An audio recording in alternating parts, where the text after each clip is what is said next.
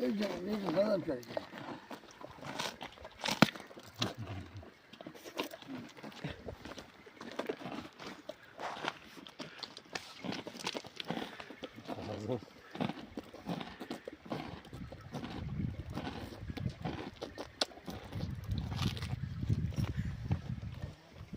Dur.